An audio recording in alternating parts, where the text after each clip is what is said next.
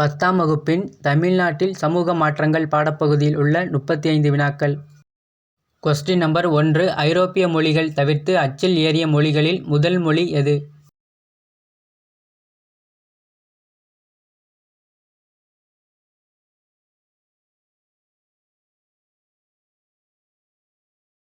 சரியான விடை option A Tamil.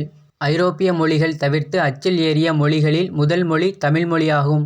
Question number 2. 1709 தரங்கம்பாடியில் ஒரு முழுமையான அச்சகத்தை நிறுவியவர் யார்?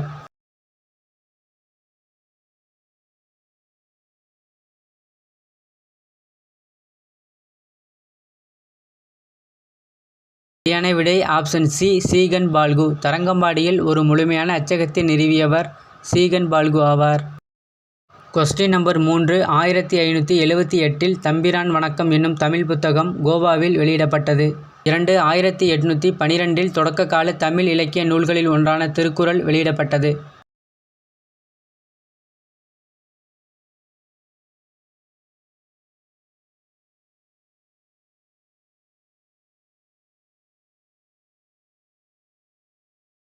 சரியான விடை ஆப்ஷன் சி 1ம் 2ம் சரி.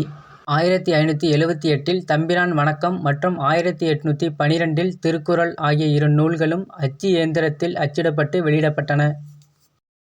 Question number 4. தமிழ் செவ்வியல் இலக்கியங்களை கண்டறிந்து பதிப்பதற்காக தங்கள் வாழ்நாள் முழுவதையும் செலவழித்தவர்கள் யாவர்?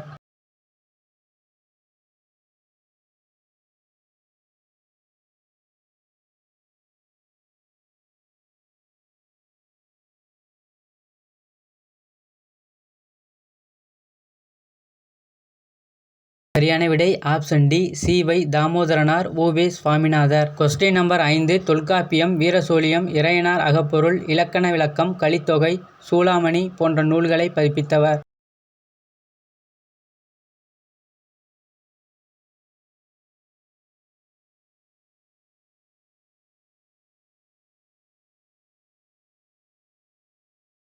சரியான விடை option C C Y Damodaranar. Question number 6. Seevaka Chintamani, Pathuppattu, Silappathikaram, Purananuru, Purapporul Venbamalai, Manimekalai, Ainkurunuru, Pathitrupathu ஆகிய நூல்களை வெளியிட பெரும் முயற்சிகள் மேற்கொண்டவர் யார்?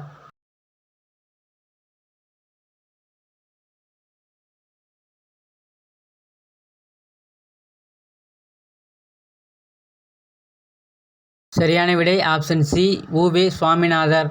Question number 7. 1816 புனித ஜார்ஜ் கோட்டையில் கல்லூரியை நிறுவியவர்?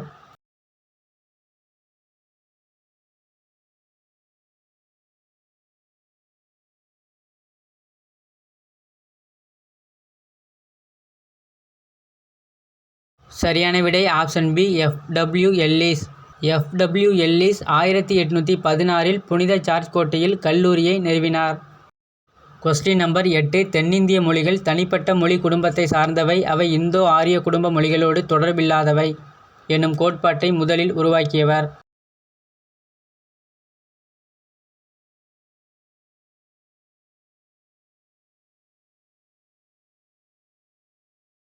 சரியான விடை ஆப்ஷன் ஏ எஃப்.டபிள்யூ. எல்லிஸ். எல்லிஸ் அவர்கள் தென்னிந்திய மொழிகள் தனிப்பட்ட மொழி குடும்பத்தை சார்ந்தவை, அவை இந்தோ ஆரிய குடும்ப மொழிகளோடு தொடர்பில்லாதவை என்னும் கோட்பாட்டை முதலில் உருவாக்கினார். ராபர்ட் கால்டுவெல் அவர்கள் இக்கோட்பாட்டை தென்னிந்திய மொழிகளின் ஒப்பீட்டு இலக்கணம் என்னும் நூலில் விரிவுபடுத்தியுள்ளார். Question number 9. தென்னிந்திய மொழிகளின் ஒப்பீட்டு இலக்கணம் என்னும் நூலை எழுதியவர்?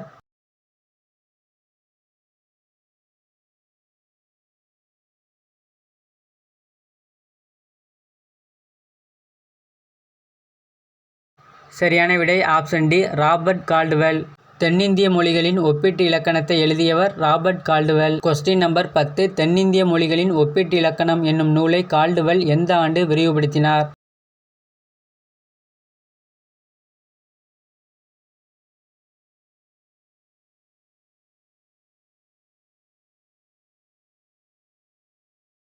சரியான விடை ஆப்ஷன் சி 1856. 1856ஆம் ஆண்டு தென்னிந்திய மொழிகளின் ஒப்பீட்டு இலக்கணத்தை கால்டுவெல் விரிவுபடுத்தியுள்ளார். Question number 11. 1. தமிழ்மொழி வாழ்த்துப் பாடலை எழுதியவர் மீனாட்சி சுந்தரனார் ஆவார். 2. மனோன்மணியம் என்ற நூல் ஒரு நாடக நூலாகும்.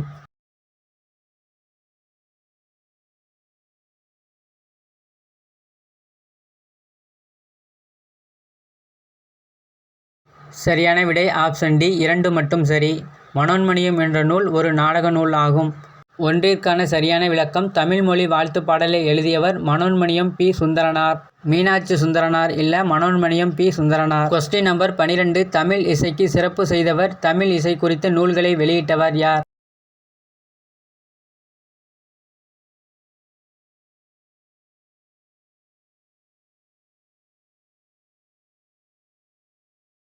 சரியான விடை ஆப்ஷன் ஏ ஆபிரகாம் பண்டிதர். தமிழ் இசைக்கு சிறப்பு செய்தவர். தமிழ் இசை குறித்த நூல்களை வெளியிட்டவர் ஆபிரகாம் பண்டிதர்.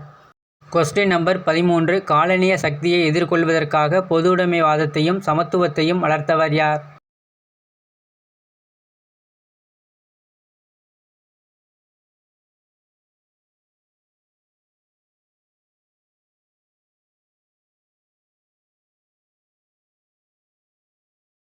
சரியான விடை option D M. Singaravelar. Question number 14 Chennai பல்கலைக்கழகம் தமிழை ஒரு வட்டார மொழி என அழைக்கக்கூடாதென வாதிட்டவர்.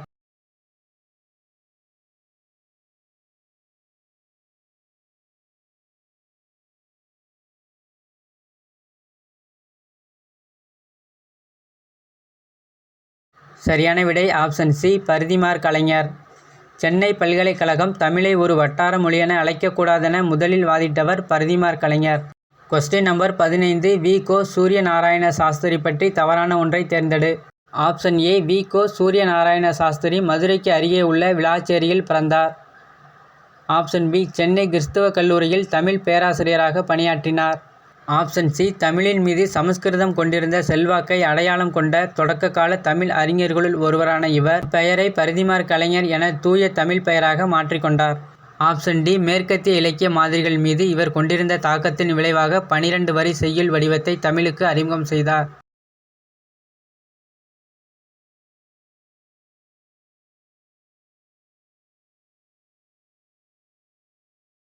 தவறான ஒன்று ஆப்ஷன் டி மேற்கத்திய இலக்கிய மாதிரிகள் மீது இவர் கொண்டிருந்த தாக்கத்தின் விளைவாக 12 வரி செய்யுள் வடிவத்தை தமிழுக்கு அறிமுகம் செய்தார். சரியான விளக்கம் மேற்கத்திய இலக்கிய மாதிரிகள் மீது இவர் கொண்டிருந்த தாக்கத்தின் விளைவாக 14 வரி செய்யுள் வடிவத்தை தமிழுக்கு அறிமுகம் செய்தார். 12 வரி இல்ல 14 வரி. கொஸ்டின் நம்பர் 16 தமிழ் மொழியியல் தூய்மைவாதத்தின் தந்தை எனவும் தனித்தமிழ் இயக்கத்தை உருவாக்கியவர் எனவும் கருதப்படுபவர் யார்?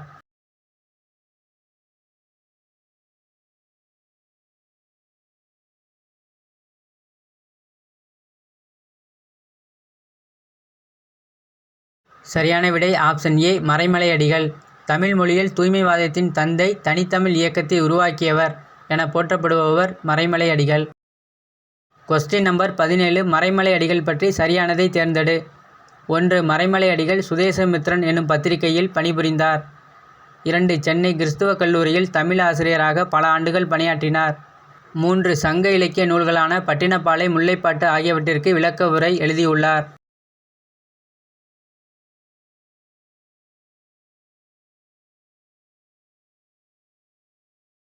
சரியான விடை ஆப்ஷன் சி 2, 3 சரி. ஒன்றிற்கான சரியான விளக்கம் மறைமலை அடிகள் சுதேசமித்திரன் இல்ல சித்தாந்த தீபிகை என்னும் பத்திரிகையில் பணிபுரிந்தார். கொஸ்டின் நம்பர் 18 மறைமலை அடிகள் பற்றி தவறான ஒன்றை தேர்ந்தெடு. ஆப்ஷன் ஏ வேதாச்சலம் என்ற தனது பெயரை தூய தமிழில் மறைமலை அடிகள் என மாற்றிக்கொண்டார். ஆப்ஷன் பி தனித்தமிழ் இயக்கம் உருவாக்கப்பட்டதில் மறைமலை அடிகளின் மகள் அசலாம்பிகை முக்கிய பங்கு வகித்தார். ஆப்ஷன் சி மறைமலை அடிகளின் ஞான சாகரம் என்னும் பத்திரிகை அறிவுக்கடல் என பெயர் மாற்றம் செய்யப்பட்டது. ஆப்ஷன் டி அவருடைய சமரச சன்மார்க்க சங்கம் என்னும் நிறுவனம் பொதுநிலைக் கழகம் என பெயரிடப்பட்டது.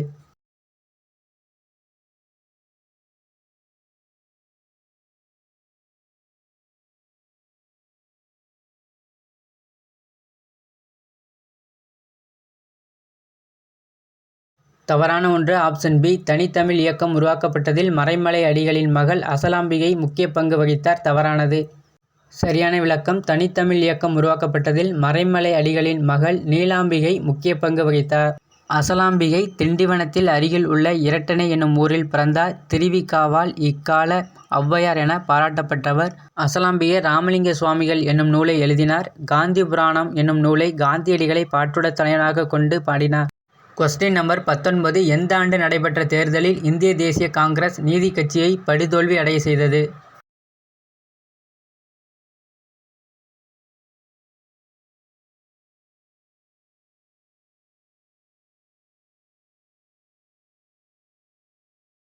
சரியான விடை ஆப்ஷன் சி 1937ஆம் ஆண்டு. 1937ஆம் ஆண்டு நடைபெற்ற தேர்தலில் இந்திய தேசிய காங்கிரஸ் நீதி கட்சியை படுதோல்வி அடைய செய்தது. கொஸ்டின் நம்பர் 20 நீதி கட்சி தொடங்கிய செய்தித்தாள்களில் பொருந்தாத ஒன்றை தேர்ந்தெடு.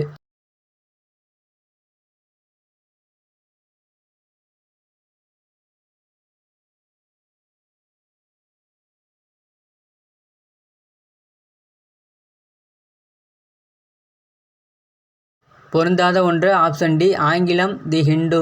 ஆங்கிலத்தில் ஜஸ்டிஸ், தமிழில் திராவிடன், தெலுங்கில் ஆந்திர பிரகாசிகா 3 செய்தித்தாள்களும் நீதி கட்சி தொடங்கிய செய்தித்தாள்களாகும்.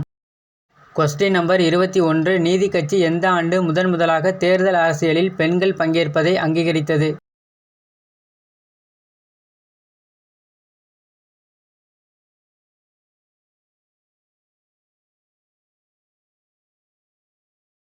விடை ஆப்ஷன் ஏ 1921ஆம் ஆண்டு. நீதி கட்சியானது 1921ஆம் ஆண்டு முதலாக தேர்தல் அரசியலில் பெண்கள் பங்கேற்பதை அங்கீகரித்தது. கொஸ்டின் நம்பர் 22 இந்தியாவின் முதல் பெண் சட்டமன்ற உறுப்பினராக தேர்ந்தெடுக்கப்பட்டவர் யார்? எந்த ஆண்டு தேர்ந்தெடுக்கப்பட்டார்?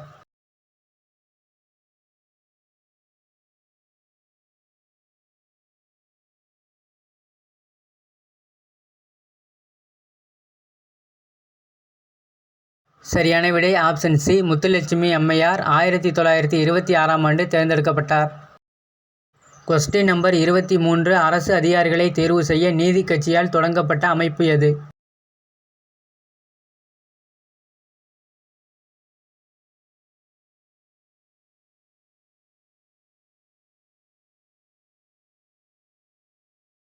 சரியான விடை ஆப்ஷன் பி பணியாளர் தேர்வு வாரியம் அரசு அதிகாரிகளை தேர்வு செய்ய நீதி கட்சியால் தொடங்கப்பட்டது.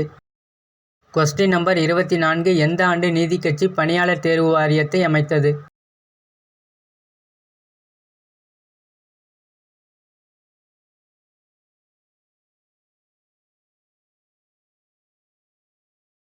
சரியான விடை ஆப்ஷன் சி 1924ஆம் ஆண்டு.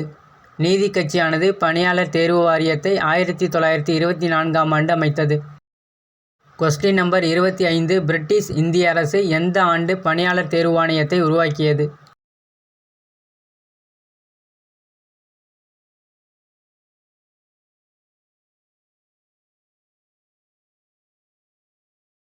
சரியான விடை ஆப்ஷன் டி 1929ஆம் ஆண்டு. பிரிட்டிஷ் இந்திய அரசு 1929ஆம் ஆண்டு பணியாளர் தேர்வாணையத்தை உருவாக்கியது. கொஸ்டின் நம்பர் 26 1 நீதி கட்சி பல்வேறு சாதிகளையும் சமூகங்களையும் சார்ந்தவர்களுக்கு அரசு பணிகளில் சேர்வதற்கு சமமான வாய்ப்புகளை உறுதி செய்யும் பொருட்டு 2 வகுப்புவாரி அரசாணைகளை இயற்றியது. இரு அரசாணைகளும் 1921 செப்டம்பர் 16லும் மற்றும் 1922 ஆகஸ்ட் 15 ஆகிய தேதிகளில் இயற்றப்பட்டன. சரியான விடை ஆப்ஷன் சி 1ம் 2ம் சரி. கொஸ்டின் நம்பர் 27 நீதி கட்சியானது எந்த ஆண்டு இந்து சமய அறநிலை சட்டங்களை இயற்றியது?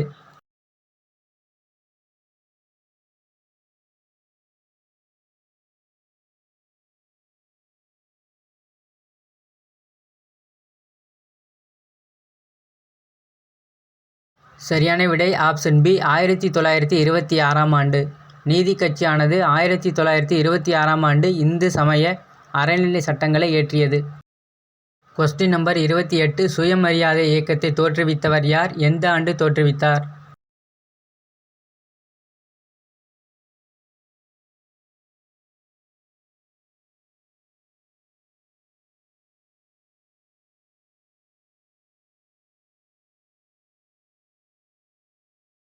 சரியான விடை ஆப்ஷன் சி ஈ.வே. ராமசாமி 1925ஆம் ஆண்டு சுயமரியாதை இயக்கத்தை தோற்றுவித்தார். கொஸ்டின் நம்பர் 29 சுயமரியாதை இயக்கத்தின் அதிகாரப்பூர்வ செய்தித்தாள் எது?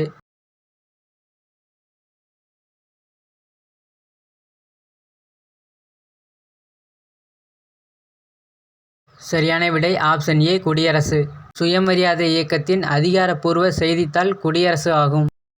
Question number 30 1 ஈ.வே. ராமசாமி சித்திரன் என்னும் புனைப்பெயரில் கட்டுரைகள் எழுதினார்.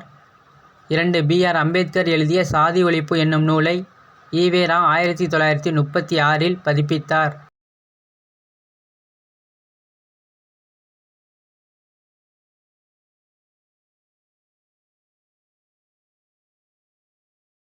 சரியான விடை ஆப்ஷன் டி 2 மட்டும் சரி. ஒன்றிற்கான சரியான விளக்கம் ஈ.வே. ராமசாமி சித்திரபுத்திரன் என்னும் புனைப்பெயரில் கட்டுரைகள் எழுதினார். Question number 31 ஈ.வே. ராமசாமி ஈரோட்டின் நகரசபை தலைவராக பதவி வகித்த ஆண்டு.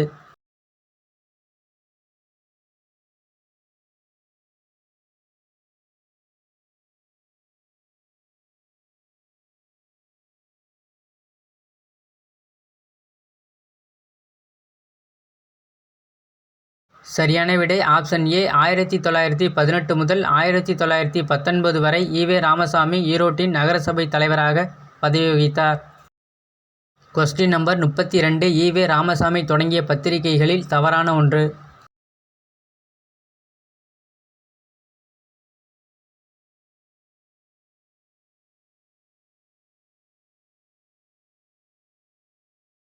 தவறான ஒன்று ஆப்ஷன் டி சுதேசமித்திரன் 1891. சுதேசமித்திரன் என்ற பத்திரிகையை ஜி. சுப்பிரமணியம் 1891ஆம் ஆண்டு தொடங்கினார். ஈ.வே. ராமசாமி அவர்களால் குடியரசு என்ற பத்திரிகை 1925ஆம் ஆண்டிலும், ரிவோல்ட் என்ற பத்திரிகை 1928லும், புரட்சி என்ற பத்திரிகை 1933லும் தொடங்கினார். கொஸ்டின் நம்பர் 33 சேரன்மாதேவி குருகலப்பள்ளியில் உணவு உண்ணும் அறையில் சாதி அடிப்படையிலான பாகுபாடு நிலவுவதை கேள்வியுற்று மனவருத்தம் அடைந்தவர்.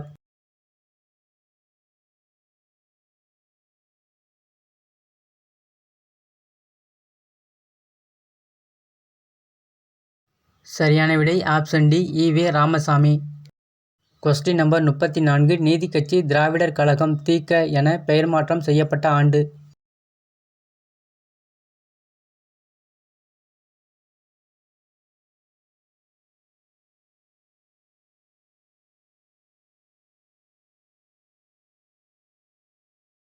சரியான விடை ஆப்ஷன் டி 1944ஆம் ஆண்டு.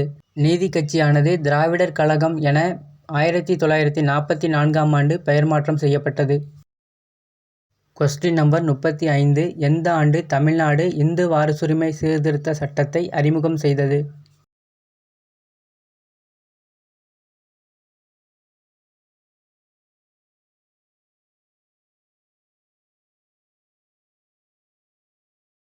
சரியான விடை ஆப்ஷன் ஏ 1989ஆம் ஆண்டு. 1989ஆம் ஆண்டு தமிழ்நாடு இந்து வாரிசுரிமை சீர்திருத்த சட்டத்தை அறிமுகம் செய்தது.